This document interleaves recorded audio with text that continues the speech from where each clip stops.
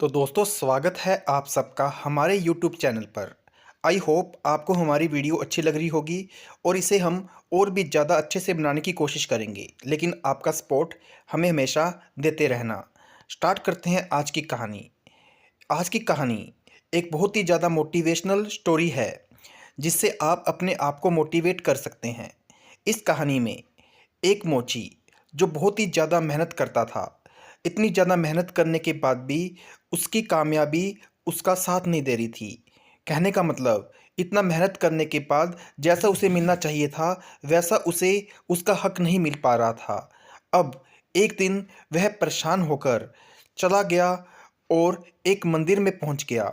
उस मंदिर में वहां पर कहने लगा कि मैं इतनी मेहनत करता हूँ, लेकिन मेरा भाग्य मेरा साथ क्यों नहीं देता। भगवान, ऐसा मेरे साथ क्यों होता है।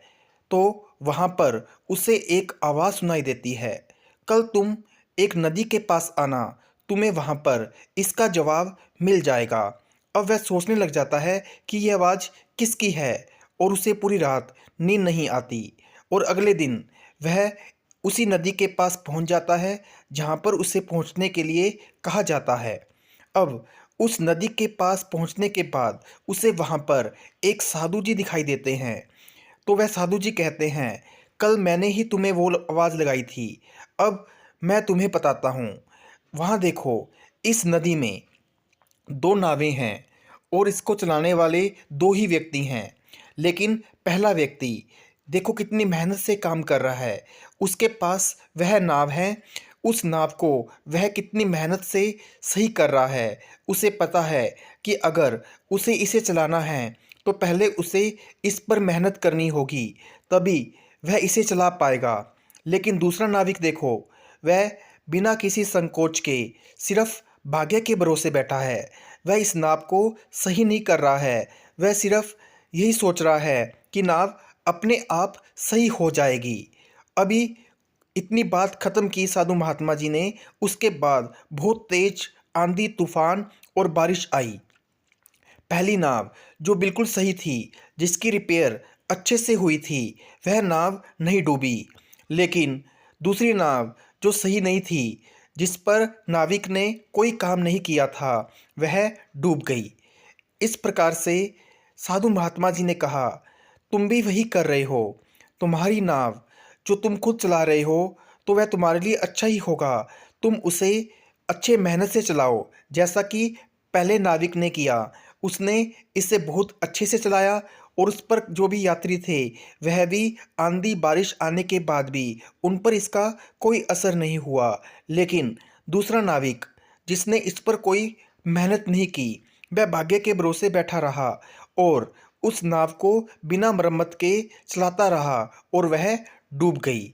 इसलिए इस कहानी के माध्यम से तुम्हें यही समझ में आएगा कि तुम अगर मेहनत करोगे तो बहुत ही ज़्यादा तुम्हें उसका अच्छा रिजल्ट मिलेगा।